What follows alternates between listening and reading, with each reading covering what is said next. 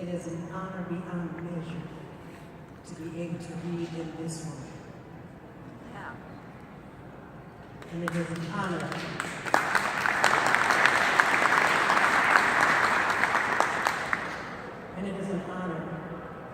to be able to read with Protea. They are amazingly gifted, are they not? Yes.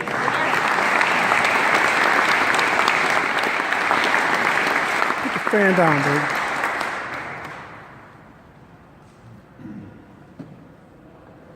In 2012, I was very, very grateful and humbled to have been awarded a Kresge Literary Arts Fellowship, which is called the Kresge Award.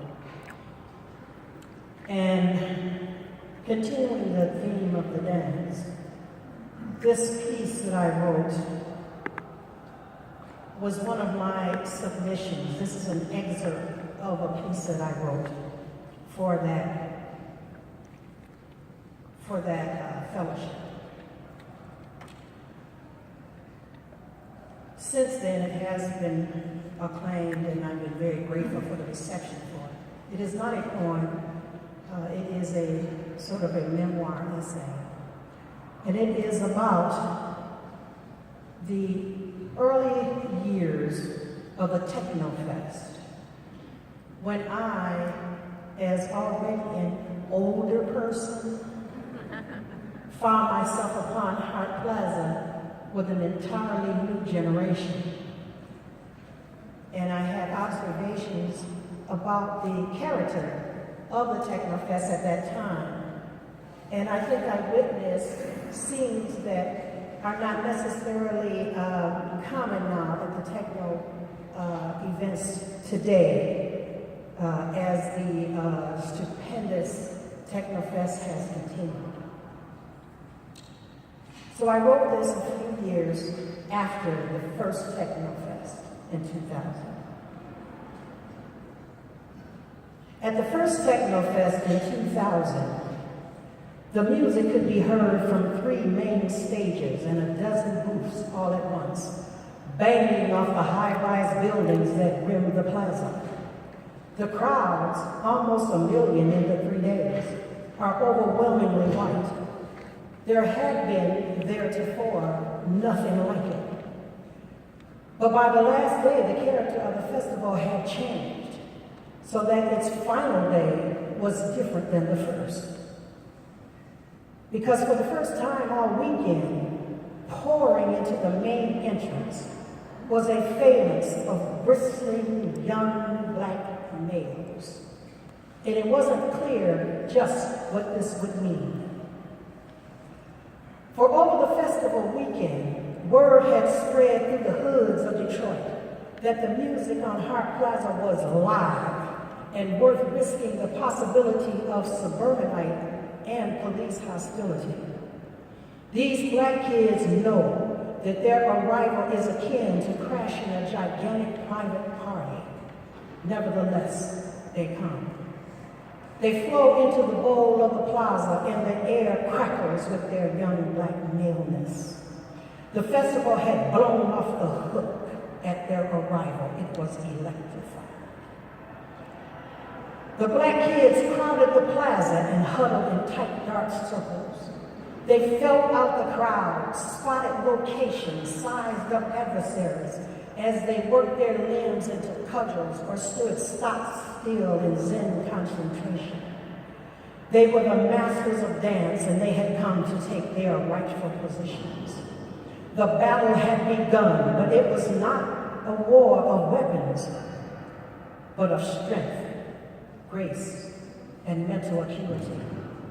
The crowds parted like the Red Sea as these new participants stepped into the whirls of dance that had formed in the ocean of people, and bass bumped through to the bone marrow. These new dances defied any concept of what is known as dance decades ago. But then again, this is not the movement of courtship as we know it. As with the Motown sound, the sound of the industrial era. But this is the dance of power, motor skills, muscular control. Their bodies now replicate the movement of computerized robotic machines, the movement of the new age. The white kids who could lock and breakdance had dominated the festival's dance circles, and they entertained the crowds all weekend. But with the arrival of the Detroit dancers, they now stood back in humility and awe. The black kids have come to take them to school, and they all know it. Many of the suburbanites rarely got a chance to see in real life the rippling pop of brown limbs and muscles in hip-hop dance, and they study these moves with as much concentration as college entrance exams.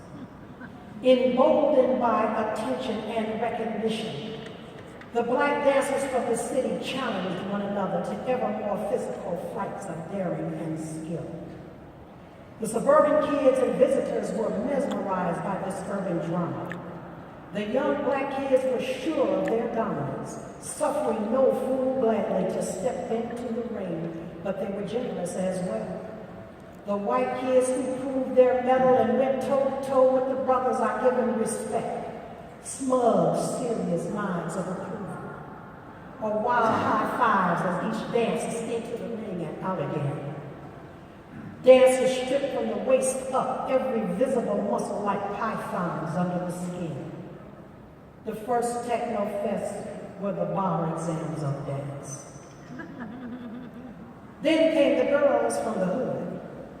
All weekend, the moves of most of the white girls are a kind of hip-hop light, and they step back in excited incredulity to watch the arrival of the ghetto fabulous homegirls. The allure of these new arrivals is primordial. The suburban girls, some of them probably real stars in their hometown schools and malls, are agog at the nubile finesse of these brown urban young females. For there is nothing coy or innocent about their moves. This is the hardcore booty shake of Senegal via Luke Campbell in the east side of Detroit. Their rhythmic undulating was intense and incredible to behold. As their bodies roiled, they stared straight ahead in the dead seriousness of trance. After minutes of these pelvic machinations, they collapsed in childish giggles, just young girls having fun.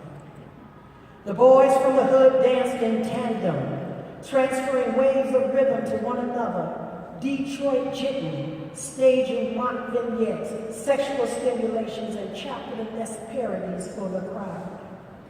Watching this populist art unfold, it is clear that there is a deep adult intelligence at play in this display of skill and wonder.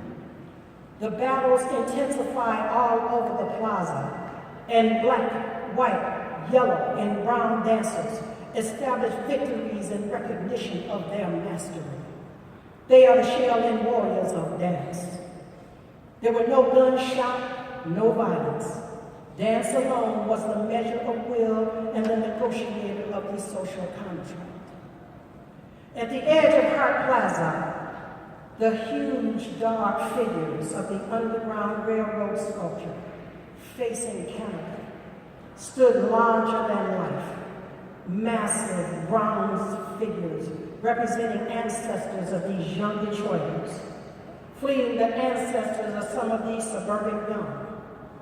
All of them together in ceaseless, ecstatic movement on the plaza. This statue of slaves on the verge of freedom stood at the edge of a scene that years ago was only a dream. Kids of all colors dancing together in Detroit's dark night.